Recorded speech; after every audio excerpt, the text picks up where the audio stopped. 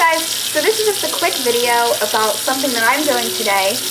Turn off that sink. Something I'm doing today to make my life a little easier, to accommodate my symptoms and make washing dishes easier for myself. But I mean, this is one of many things I would like us to share tips on and discuss. What are some ways that you make your own life easier and that you accommodate your symptoms?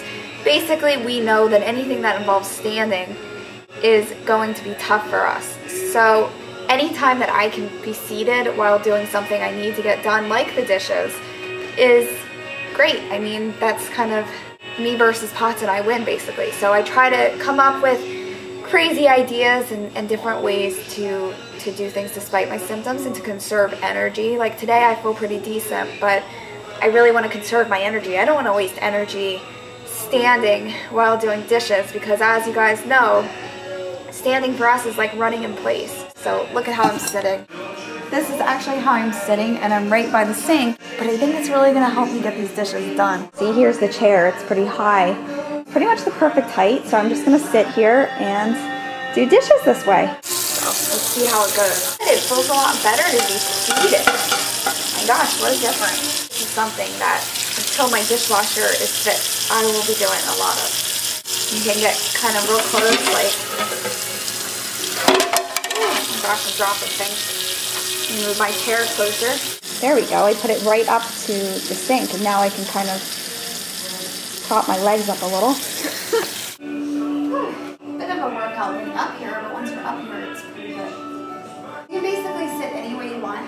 I always like sitting Indian style. I feel like my legs are close to my chest, and I'm less lightheaded this way. You guys, it's so hot in here. I'll turn on some fans. Okay, so this is kind of what it takes for me to do dishes. On days like this anyway. Otherwise, it's an impossibility. I can't physically stand here and do all of the dishes. I'll probably get done one or two and feel lightheaded and weak, or maybe even fall.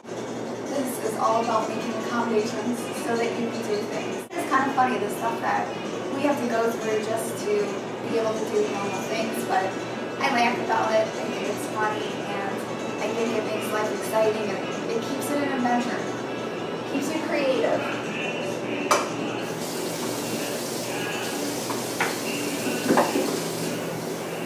Maybe you guys have a better tip for this. I mean, how do you guys handle this?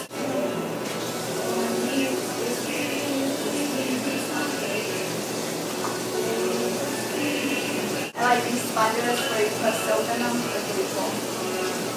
But hopefully this week I'm going to really try to explore with you guys different ways to be creative and to make things in my life accessible and accommodating to me, so you guys can kind of come along with me and join me for that. Hopefully you learn some things and share some tips. I'm really working on trying to be more independent. Of course, if you can't keep up with housework, you can always hire a maid if you have that kind of money. But actually, sometimes you can get a cleaning service for a pretty good price. And I think it's worth it for some of us. But whatever you can do on your own, the more you can do on your own, the better. I think that the goal with us should always be to do whatever we can to get better, to get healthier, to get to a point where we can do things normally. But I think another goal should be to accommodate it.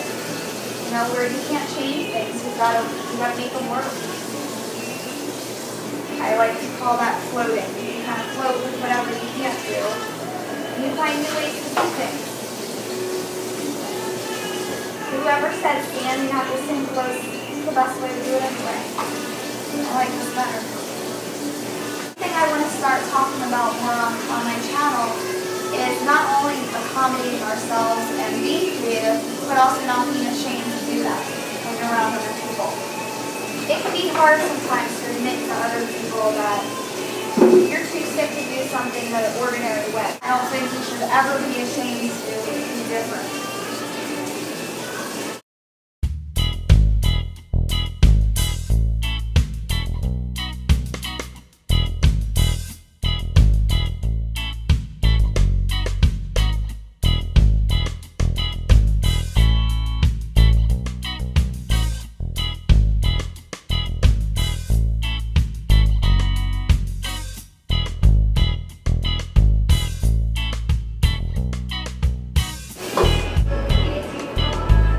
So I've been wanting to do more cooking on camera since cooking is something that I love that I really don't get to do enough of. I'm getting like blown away by these fans. Oh my goodness. But anyway, I just wanted to show you, kind of take you through the process of putting something together last minute, because basically right now I haven't been grocery shopping. I have very little food. I kind of have some canned stuff, and who wants soup right now? So this will kind of be like a little bonus recipe for you guys. If I'm boiling water, I put it on the stove, and what I always do is I put on the timer on the oven. With pots, as you guys know, sometimes we're foggy, sometimes our memory isn't that great, and I have burnt many pots for getting them on the stove, so I always remember to keep the timer on. Okay, so my water is boiling. Wow, I said that with a lot of excitement. I think I got up and back. But yeah, my water's boiling. What I've decided to make, this is tinkiata spaghetti. It's rice spaghetti, which I eat because I avoid gluten, but you can use whatever spaghetti you want. And what I've decided to make is, I'm not really quite sure yet, but I've gathered some ingredients. Crushed tomatoes, which I always keep crushed tomatoes because they're so great to use in recipes. Some garlic cloves that I'm gonna, dropping everything. Whew. Okay, I have some garlic cloves that I'm gonna chop up. Seafood blend from Trader Joe's, which I love. It's got calamari, shrimp, and scallops. For those of you who follow my album on Facebook, you probably see me using them a lot because they're really easy to cook. So I think I'm gonna make like a tomato sauce with spaghetti and add these in, and it should be pretty good. Rice pasta is pretty good. For those of you who haven't tried it, I definitely recommend it. It's really no fun cooking for yourself, but sometimes you gotta do what you have to do. It's fun. I feel like I'm on the Food Network. You give them a little stir. Guys, I am always losing my salt because I'm always using it. I put it in every, oh there it is, it's over there. I use it in everything. I actually I will carry around salt with me during the day because I put it in my water and I'm always losing it. The thing about rice pasta, you have to add a lot of salt when you cook it. I'm not exactly sure why. Well guys, I'm going to skip on the garlic because I don't feel like smelling like garlic or chopping garlic or dealing with garlic right now, so I'm putting it back. I'm going to drain my pasta. Give me some advice on how to keep this from clumping. I was just actually talking to somebody about how cooking for yourself is so boring. It's hard to find motivation, and that's why with the garlic, if I was cooking for somebody else, I would go ahead and do that, but since it's just me, I get lazy about it. I make such a mess, and part of that's just because I'm so dizzy all the time. Frozen seafood that is cooking, and rice pasta. So now you can take your crushed tomatoes and just add it into the seafood.